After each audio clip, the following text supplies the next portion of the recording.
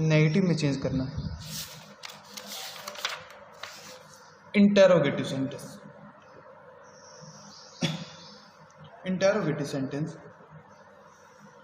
यानी इसमें क्या करेंगे, इंटेरोगेट करेंगे, क्वेश्चन पूछेंगे। ए sentence that asks A question is called N interrogative sentence. एक वाक्य ये बन यानी ये एक जो ऐसा सेंटेंस होगा जिसमें क्या किया जाएगा, क्वेश्चन पूछा जाएगा। क्या पूछा जाएगा, क्वेश्चन पूछा जाएगा, वो क्या हो जाएगा अभी, इंटेरोगेटिव हो जाएगा। जैसे do you like T without milk, आप बिना दूध की चाय पसंद करोगे। तो इसमें प्रश्न पूछा है, इंटेरोगेट किया है, क्वेश्चन पूछा है। आर यू 10 years old, क्या तुम 10 वर्ष के हो, इसमें भी क्वेश्चन पूछा है। Where have you put my bag, आपने मेरा बैग कहाँ छोड़ा, इसमें भी क्वेश्चन पूछा है। Sentence first and second begin with the auxiliary verb do and are and can be answered in yes or no. They are called yes no answer type questions. आप पहले दो सेंटेंस देखिए, पहले दो सेंटेंस HV से start हो रहे हैं। किससे स्टार्ट हो रही है, HV से स्टार्ट हो रहे हैं। HV क्या होती है, हेल्पिंग वर्ब। आप कंप्लीट जैसे डू या does, is am are, was were, has have, had, ये क्या है हमारी HVs है। क्या है, HVs। अगर इनसे क्वेश्चन स्टार्ट होगा, सेंटेंस स्टार्ट होगा और पीछे क्या इंटेरोगेटिव मार्क होना चाहिए। याद रखना बच्चों, अगर इंटेरोगेटिव सेंटेंस है तो वो HV या WH वर्ड कौन से, what, who, whom, when, where, इन सभी से स्टार्ट हो सकता है। लेकिन इनके पीछे कंप्लीट यानी इसकी आपको पहचान क्या है, पीछे क्या होगा, इंटेरोगेटिव मार्क होगा, क्वेश्चन मार्क होगा। ठीक है। और जो HV से स्टार्ट होंगे उनको हम क्या कह सकते हैं, यस या नो, यानी उनका आंसर हम यस और नो में दे सकते हैं। They are called yes no answer type questions. वे यस या नो टाइप के क्वेश्चन माने जाते हैं। Sentence third begins with a word where it cannot be answered in yes or no. It is called WH word type question, जो मैंने आपको बता दिया। She is playing, she is playing, वह खेल रही है। ये असर्टिव वाक्य है, सिंपल सी बात है।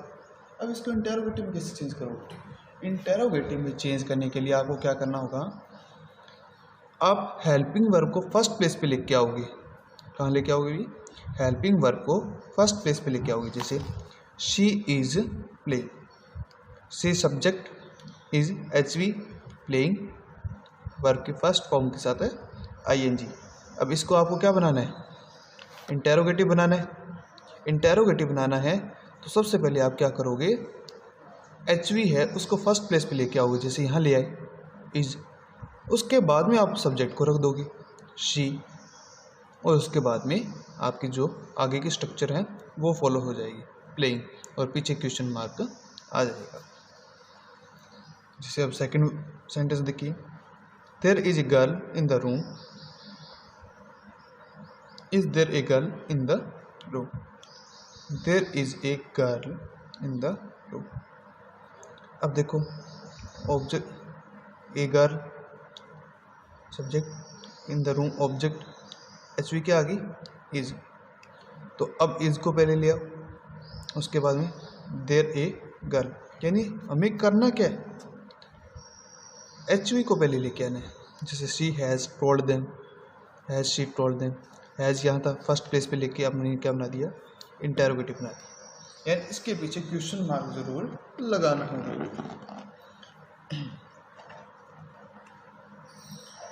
ए yes no answer type question is formed by putting auxiliary verb just before the subject and mark of interrogative at the end of the sentence. If there is no auxiliary verb in the sentence, we use do, does, did according to main verb. अब आपको यहाँ पे auxiliary verb और main verb भी समझनी होगी।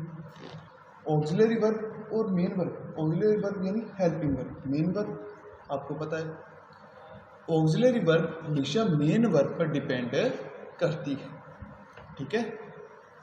जैसे आप देखो, if there is no auxiliary verb in the sentence we use do, does, did according to main verb. He watches TV, there is not a auxiliary verb. Next इसी का interrogative बना, does he watch TV. आपको मैंने पीछे बताया था do का use plural plus आई के साथ। अब देखो ये यानी फर्स्ट पर्सन है, अब ही है, क्या है, ही है, ये थर्ड पर्सन है, थर्ड पर्सन के साथ क्या आएगा, साथ में एक ही पर्सन के लिए हम इसको एक ही पर्सन को इंडिकेट करें ही, ठीक है। तो एक ही पर्सन सिंगुलर है, सिंगुलर के लिए किसका यूज किया जाएगा, डज का यूज किया जाएगा।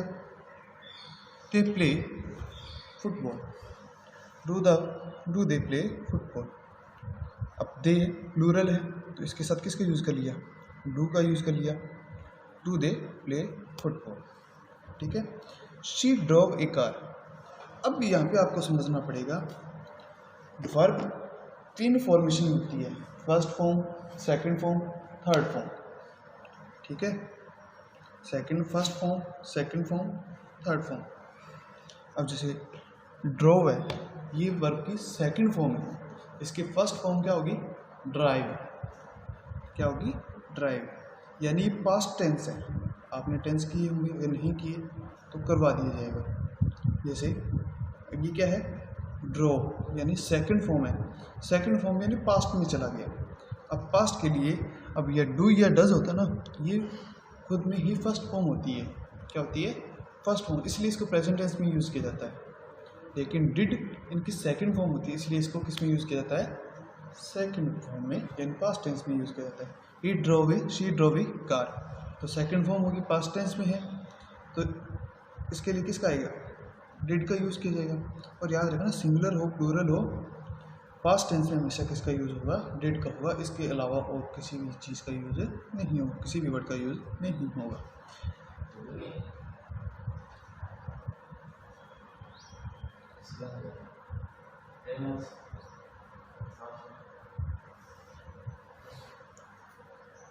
We use do when there is only first form of the main verb, as in example.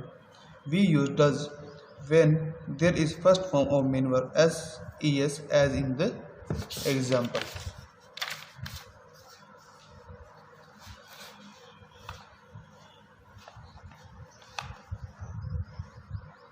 We change pronoun also while forming interrogative. हम pronouns को भी चेंज कर सकते हैं। We change first person pronoun into second person and second person pronouns into third person. If अगर हमें assertive sentence किस में दिया हो, फर्स्ट पर्सन दिया हो, इंटेरोगेटिव चेंज करते हुए किस में कर देंगे, सेकंड पर्सन में। अगर assertive हमें सेकंड पर्सन में दिया हो तो इंटेरोगेटिव बनाते हुए हम क्या करेंगे, उसे थर्ड पर्सन में चेंज कर देंगे। जैसे I like mangoes, you do like mangoes. I को किस में चेंज कर दिया, यू में कर दिया। You worked hard, did I worked hard. We have learned everything, have you learned everything. अब इसी की भी आपको एक्सरसाइज मिल जाएगी, ठीक है बच्चों। अब बात करते हैं एक्सक्लेमेटरी और इम्पेरेटिव सेंटेंस, छोटा छोटा सा 2 मिनट का खेल। An imperative sentence also ends with a full stop, यानी जो इम्पेरेटिव सेंटेंस होगा वो फुल स्टॉप के साथ होगा, यानी एंड उसका होगा। ए sentence that express strong feeling is called,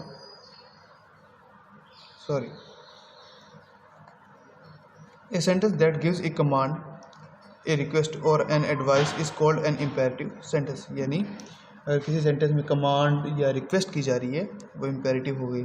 जैसे क्लोज द विंडो कमांड है, switch off the light please request, tell him to come immediately, advice.